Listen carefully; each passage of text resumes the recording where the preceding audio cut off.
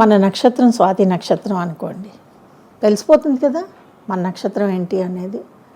ఈ స్వాతి నక్షత్రంలో కనుక బుధుడు ఉంటే మామూలుగా హౌస్ వైఫ్గా ఉన్నటువంటి వ్యక్తి కూడా ఏదో ఒక చిన్న స్థాయిలో ఒక కంపెనీని ఓపెన్ చేయటం, ఓనర్ అయిపోవటం జరుగుతుంది.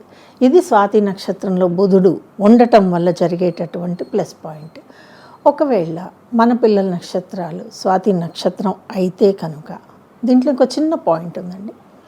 ఎప్పుడు కూడా స్వాతి నక్షత్రం స్టార్ట్ అయిన ఒక గంట, ఇంచుమించుగా గంట 30 నిమిషాలు లేదా 40 నిమిషాలు బాగుండదు.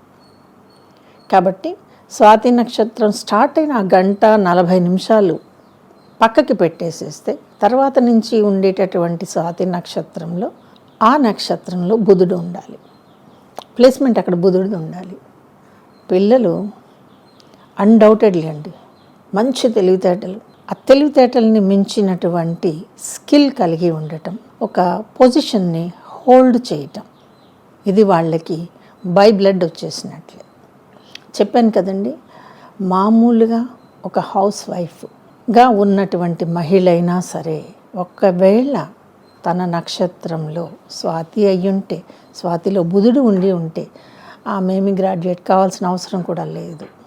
ఒక చిన్న స్థాయి పరిశ్రమ నుంచి పెద్ద ఎత్తుకు వీళ్ళు ఎదిగి యజమాని అనైతే అనిపించుకుంటారు. ఇది స్వాతి నక్షత్రం గొప్పది. అన్డౌటెడ్లీ స్వాతి నక్షత్రం గొప్పది. ఎప్పుడు గొప్పది? స్వాతి నక్షత్రంలో మీకు బుధుడు ఉండాలి.